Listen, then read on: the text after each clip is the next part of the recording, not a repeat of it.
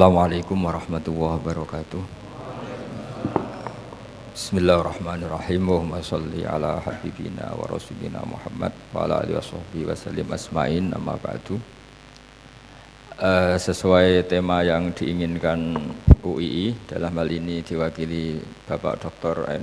Ainur Rahim Faqih, saya diminta menjelaskan tentang ulumul Quran.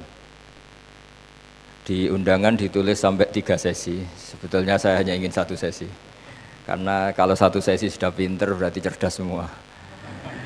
Maka yang saya pasti sanggup itu 3, tapi yang seterusnya tidak mesti.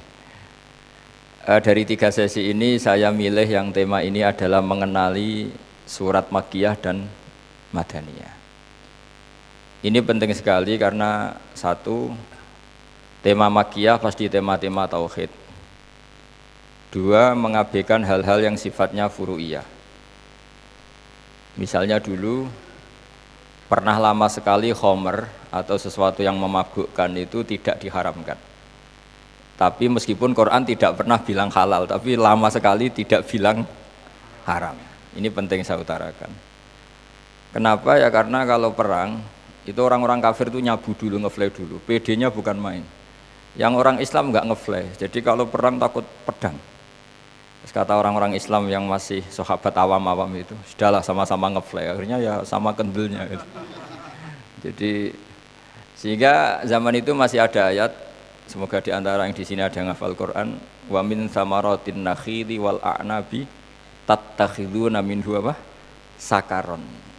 Di antara nikmat Allah adalah dari buah anggur dan kurma kamu tattakhiduna sakaron, kalian atau kamu masih bisa bikin sesuatu yang memabukkan. Sakaron itu sesuatu yang memabukkan. Karena dulu lama sekali orang itu jadi kebutuhan. Parahnya ya di perang itu tadi, yang orang kafir nyabu dulu sehingga PD, yang orang Islam enggak nyabu. Lama sekali itu boleh. Dan termasuk ayat yang unik, dihalalkan, diharamkan, sampai dalam disiplin ilmu ada 3 hal yang sampai 3 kali terjadi nasakh apa? Mansuh. Di antaranya adalah masalah apa? Khomer.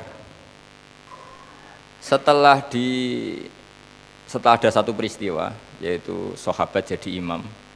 Karena dia setengah mabuk, bacanya kul ya ayyuhal kafirun a'budu ma ta'budun wa antum a'buduna ma'bud. Pokoknya kacau, mananya itu jadi kacau.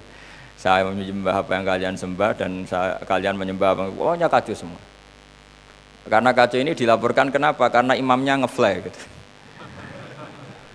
Akhirnya diturunkan ayat la taqrabus sholata wa antum sukara. Jangan mabuk ketika dekat waktu sholat.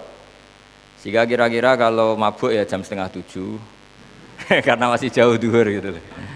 Ya kira-kira seperti itu. Baru terakhir ada satu peristiwa yang karena mabuk sahabat itu saling hampir bunuh. Kemudian diharamkan al-battata secara pasti, yaitu disebut fahal antum muntahun, harus benar-benar berhenti dari mabuk. Ini menunjukkan dan pelajaran bagi kita bahwa Rasulullah yang pilihan Allah saja dalam melaksanakan syariat itu tadrijan, sedikit demi apa? Sedikit. Jadi ada gerakan misalnya Islam kafah itu juga ada prosesnya. Dulu pernah ada gerakan latar kabun natobakon antobak, bahwa dalam hidup itu setapak demi setapak, termasuk ngaramkan khomer saja ada tahapannya. Maka bisa dipastikan kayak ayat-ayat Islam kafah itu pasti periode apa? Madaniyah. Karena kalau periode Makkiyah seperti tadi, ada periode di mana khomer saja masih dihitung apa? Tattakhiduna minhu sakara warizqan hasanah. Terus ada periode la taqrabus sholata wa antum sukara, sampai periode benar-benar haram minum khomer.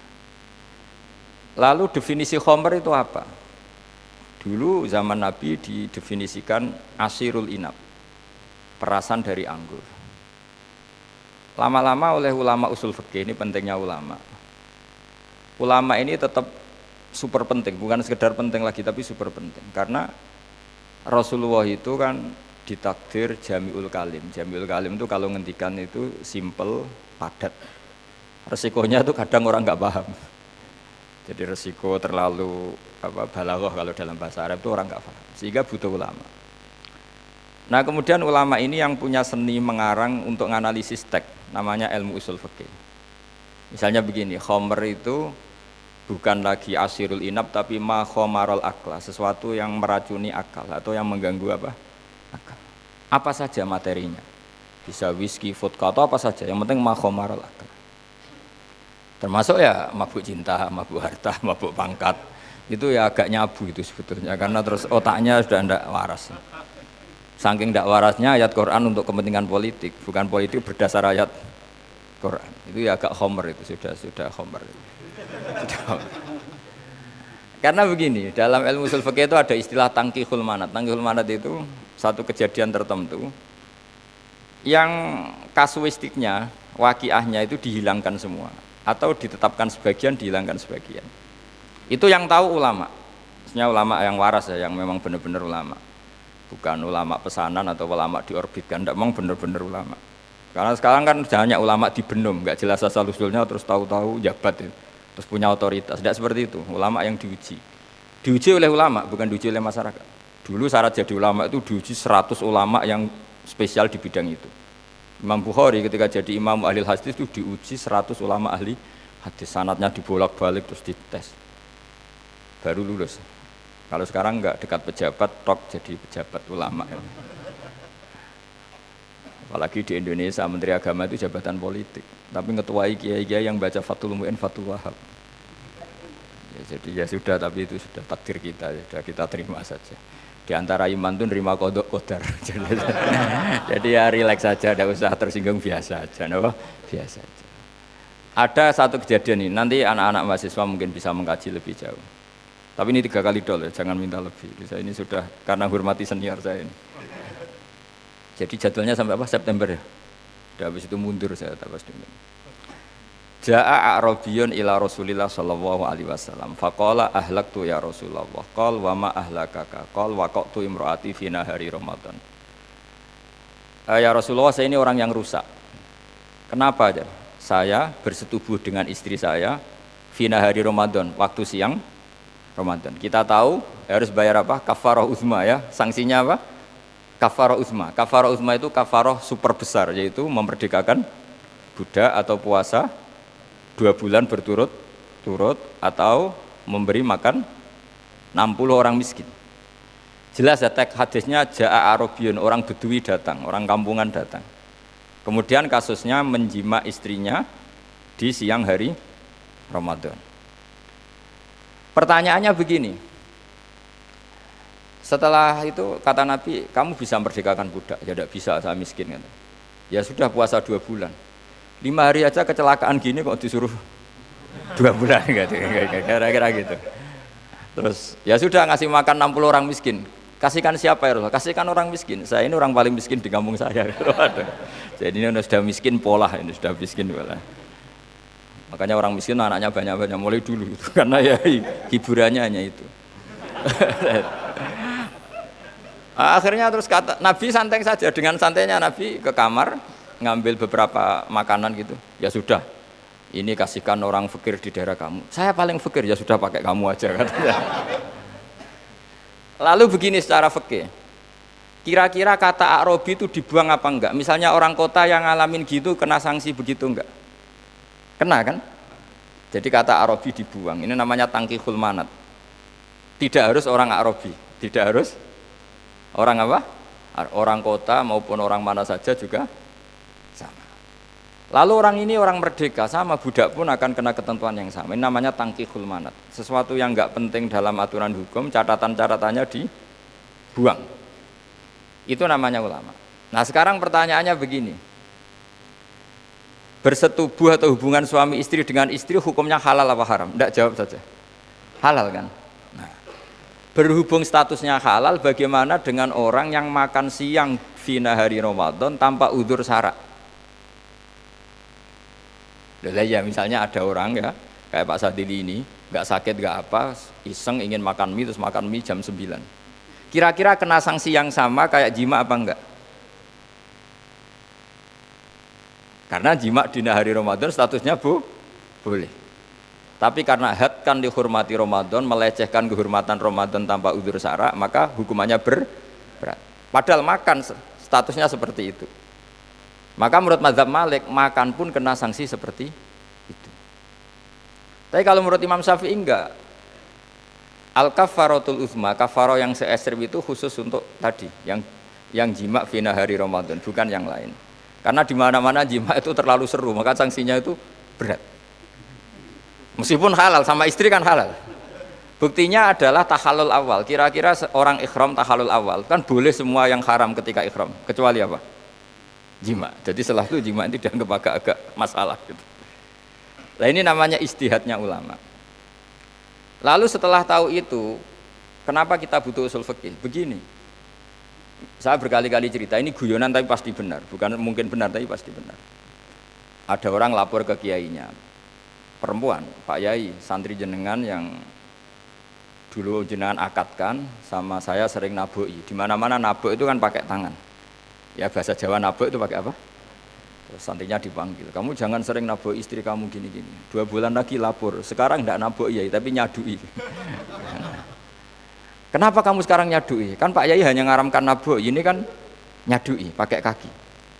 Kira-kira ini jenis santri goblok apa tekstualis? Nah, makanya jangan jadi korban tekstualis karena tadi. Karena usul fikih akan menganalisis itu. Haramnya mukul atau nabok karena idza menyakiti.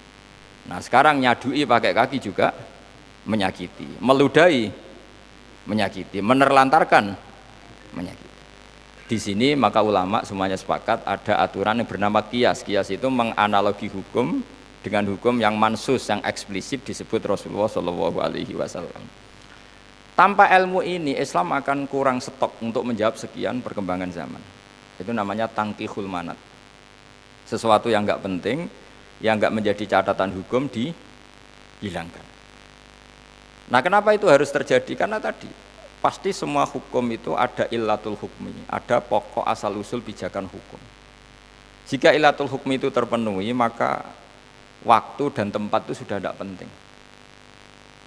Sehingga misalnya yang dikatakan Ka'bah itu apa menurut Anda? Ka'bah itu Ka'bah yang terkenal. Bangunan batu apa tempatnya? Kalau kita bilang kan seringnya ya Ka'bah yaitu batu berbentuk kubus itu Ka'bah. Lalu ketika Nabi Ibrahim sebelum bangun Ka'bah, dia tawaf kemana? Padahal kita dengar sebelum Nabi Ibrahim pun semua Nabi tawaf di Ka'bah. Itu maknanya tempat yang dipakai Ka'bah apa Ka'bah bangunan?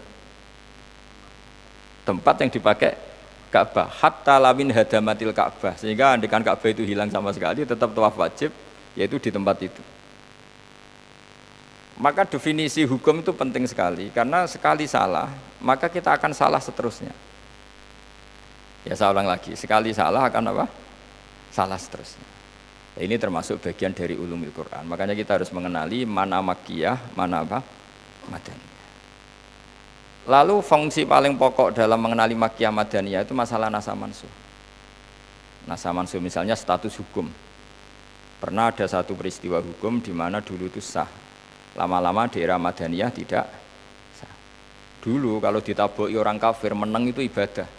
Di era Madinah kalau ditaboki orang kafir menang itu pecundang. Karena sudah dibolehkan melawan sesuai kezaliman yang dilakukan pihak apa? Kafir. Maka udzina lil ladzina yuqataluna bi annahum zulim. Kalau dulu fa'fu anhum wasfah, kalau ada kejadian apapun disuruh memaafkan, tapi era Madinah disuruh apa? Melawan. Nah, nasa mansuh itu masih hal yang mudah karena didukung oleh perilaku sahabat dan ulama setelahnya. Misalnya menghadap kiblat. Dulu Rasulullah itu sholat kita tahu madhep mana? Baitul Maqdis 16 bulan, kila 17 bulan. Kisarannya hanya 16 sama 17. Setelah itu dinasah, disuruh atau diminta menghadap apa?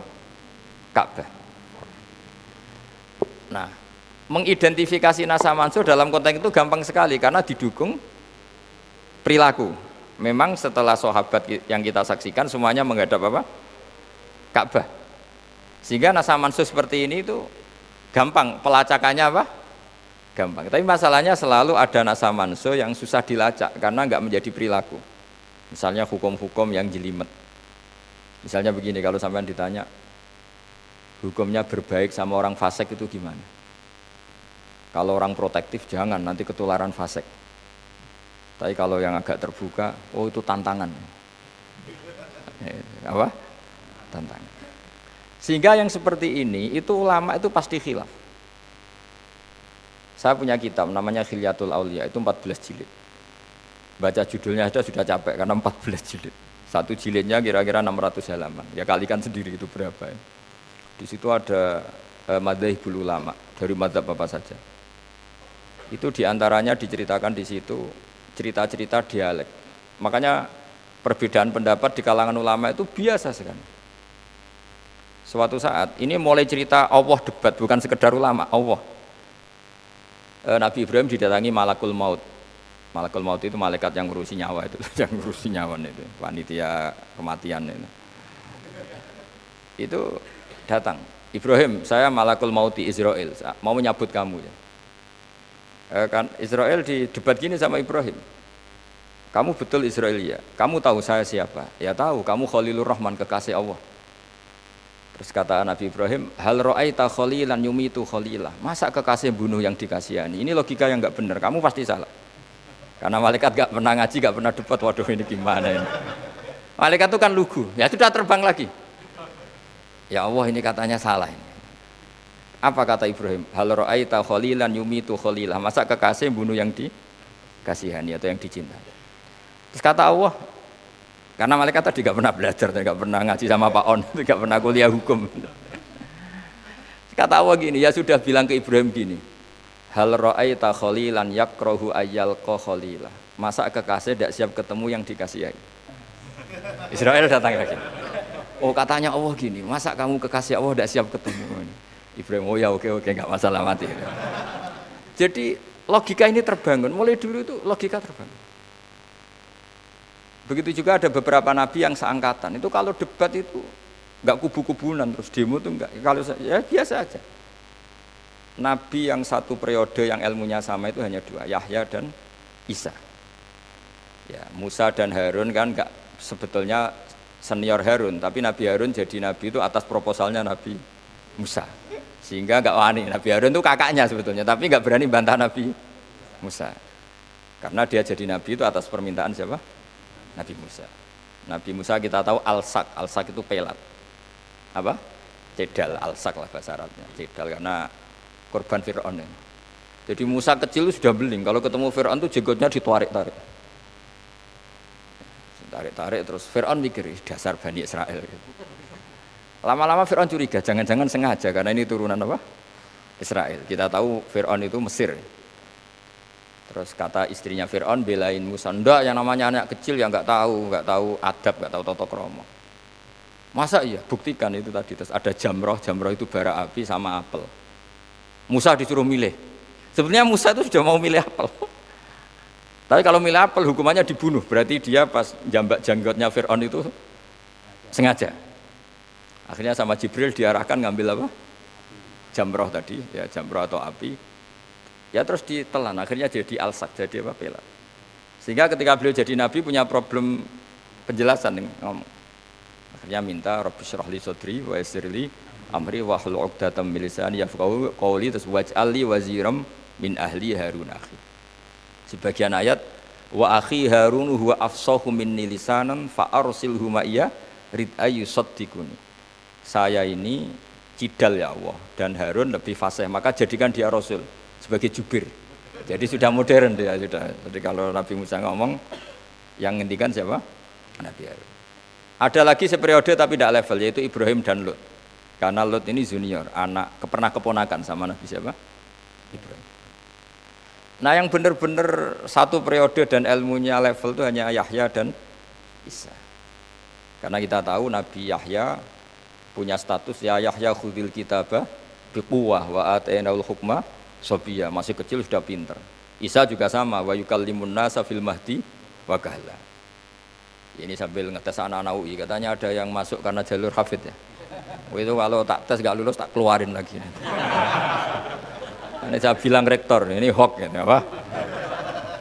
Karena kadang yang salah yang ngetes gak hafal Quran katanya. Tuh parah itu. Tapi gak usah dites ya, ini pakai hadis man satara musliman satarahu, enggak baik buka aibnya orang itu enggak baik. Jadi sudah tenang saja, tidak akan saya tes, enggak baik. Kalau Yahya dan Isa ini pengalaman bagi kita di akhir zaman yang sudah bulat seperti ini. Orang fasik banyak, mungkin malah mayoritas. Nabi Isa ketika singgah di satu perkampungan, itu mesti tanyanya gini. Ini satu keluarga, Isa dan Yahya kira-kira misanan kalau dalam bahasa Jawa ini. Karena Isa itu dirawat, bapaknya Yahya itu bin Zakaria. Isa itu bin Maryam, masih keponakan siapa? Zakaria. Setiap, ini di kitab Hilyatul Aulia, setiap di satu kampung itu ditanya, aina syirarun nas, orang-orang yang buruk rumahnya mana ya? Nabi Yahya balik tanya, aina khiyarun nas, orang-orang baik rumahnya mana ya? Sama-sama tanya gitu, lama-lama terus tanya Nabi Yahya, kenapa kamu tanya rumahnya orang-orang yang buruk, orang fasik lah? Nabi Isa juga balik jawab, kenapa kamu tanya orang-orang baik? Ya enak, jadi nginep di rumahnya orang baik itu enak, nyaman, tidak banyak kriminal, pokoknya enak lah gitu. Terus kata Nabi Isa, ana tabibun, ana nabiyun, yudawil mardo. Saya ini nabi. Nabi itu ibarat dokter, ngobati yang sakit. Kalau kamu peneliti ilmu medis, cari yang banyak endemik penyakit apa cari desa yang sehat? Kalau kamu penelitian pasti cari desa yang tidak sehat. Tinggal latihan ilmu apa? Kedokteran, atau Pak Amarir atau Pak Mati, tapi kan tetap nyari yang nggak sehat itu. Ya sama, kata bapak saya dulu gitu. Kiai itu bengkel, jadi kalau nggak siap berteman orang fasik ya nggak usah jadi kiai. Tapi sekarang orang itu anti ilmu, ada kiai berteman orang fasik dicap, wah ini fasik. Ya kacau kalau gitu. Kalau mau jadi bengkel ya mobil rusak, kalau mobil baik ngapain masuk bengkel? Kalau orang soleh ngapain dikandani? Ini kan sudah soleh, sudah benar sendiri. Itu dulu biasa antara Nabi Isa dan Nabi siapa? Ya, sekarang enggak. Sekarang kalau beda itu geger. Ya karena ngajinya kurang. Yang tinggi semangatnya. Itu tidak baik dalam Islam. Makanya kita harus ngaji yang banyak sebanyak-banyaknya. Karena dulu para nabi itu ya beda-beda. Nabi Nuh nganggap orang kafir itu problem, sehingga berdoa Rabbila tadzar alal ardi minal kafirina. Ya, Nabi Ibrahim enggak melihat orang kafir itu tantangan, lahan dakwah. Maka beliau ngendikan faman tabi'ani fa innahu minni wa man asani fa innaka ghafurur rahim. Relax saja. Itu sama-sama nabi besar dan sama-sama ulul asmi. Makanya di dunia kiai banyak kiai yang nekuni ngandani orang fasik. Asal kamu soleh. Karena soleh ini yang nanti membedakan. Ya soleh itu kan pembeda betul. Kalau ada orang soleh sedekah sama orang cantik kan memang sedekah betul. Kalau orang fasik kan memang pesen jasanya atau apa tidak tahu. Tapi yang penting kalau orang soleh kalau sedekah ya sedekah saja. Tapi kalau orang fasik kan bisa tidak karu-karuan. Kalau orang soleh itu pokoknya benar terus. Karena memang motifnya benar. Nah ini yang dimaksud innamal a'malu. Amal itu tergantung niat. Ya tadi misalnya ada orang soleh berteman orang-orang fasik. Banyak orang jadi wali itu karena berteman orang fasik. Dulu ada wali yang senangannya beli arak, tapi sekarang nggak mungkin lah. Karena sekarang kan mahal ya.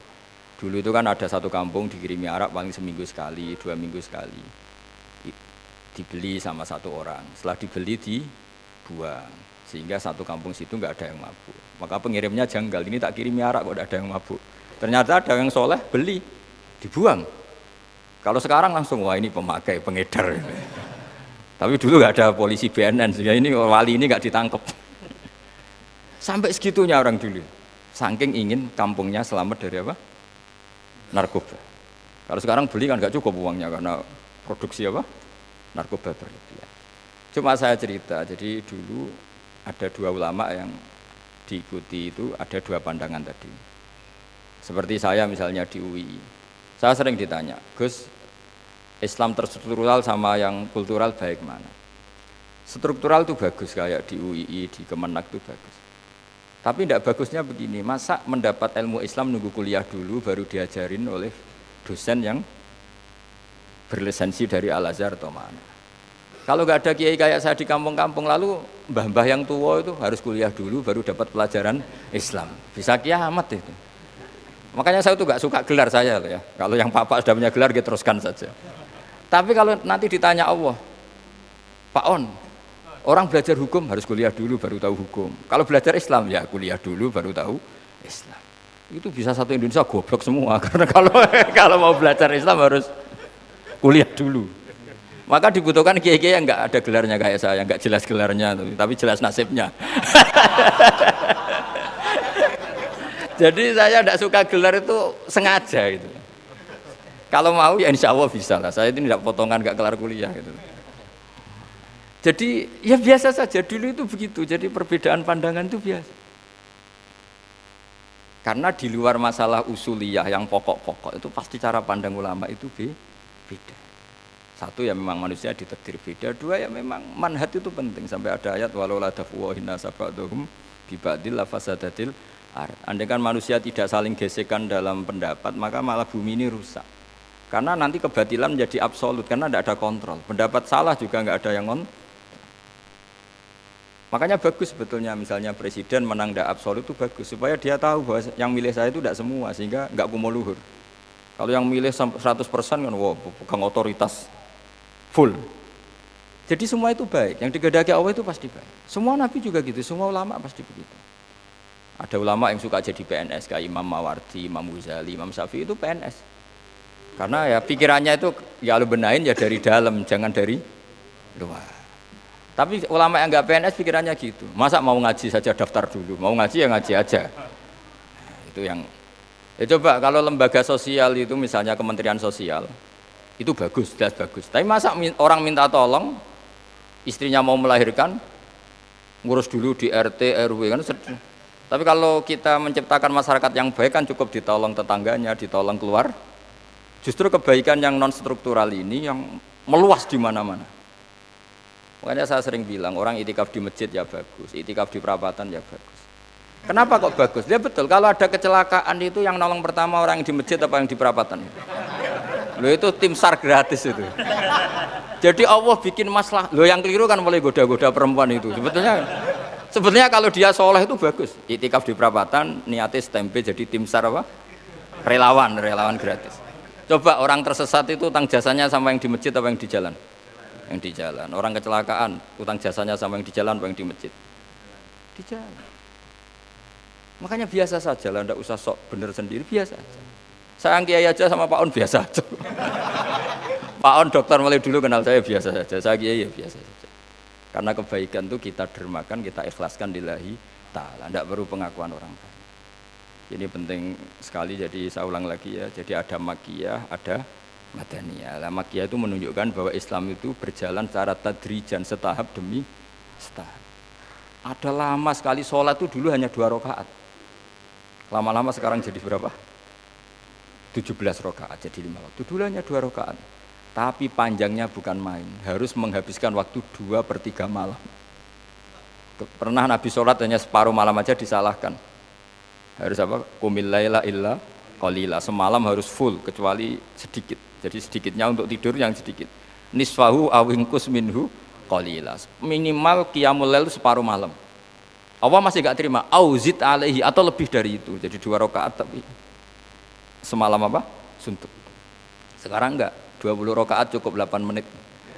Makanya kalau anak-anak muda itu mikir tarawih NU apa Muhammadiyah. Kalau Muhammadiyah itu 8 tapi lama. Kalau NU cepat tapi 20. Itu enggak perlu dalil-dalilan, pokoknya nuruti hati aja. Dulu itu 2 rakaat saja menghabiskan waktu apa?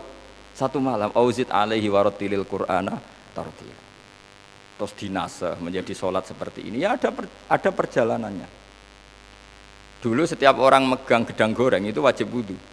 Ada hadisnya al-wudu'u mimma massatun nar, kalau kena api harus wudu, karena api itu simbol setan, sehingga yang megang api berarti sudah terkontaminasi oleh setan. Makanya untuk netralisir itu wudu.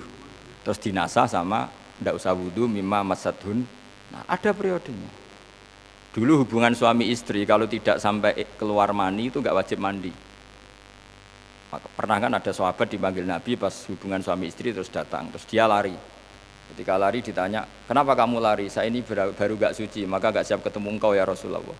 Kenapa? Terus saya hubungan suami istri tapi enggak inzal. Terus Nabi ngendikan innamal ma minal ma. Orang wajib mandi itu kalau sampai keluar mani atau inzal dalam bahasa kitab. Setelah itu dinasah lagi.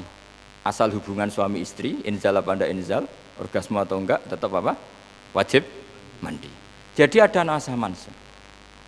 Nasah mansuh ini penting dalam sebuah peradaban. Manan sahmin ayatin au nunsiha na'ti bi khairim minha au misliha. Kenapa nasah mansuh penting? Karena logikanya gampang. Ketika anak kita kecil tentu kita wajib menafkahi dia. Setelah dia kuat kita yang lemah, anaknya yang wajib menafkahi orang tuanya. Jadi nasa mansuh itu menurut para ulama hukum yang normal dalam tahapan hidup. Jadi nggak ada yang aneh.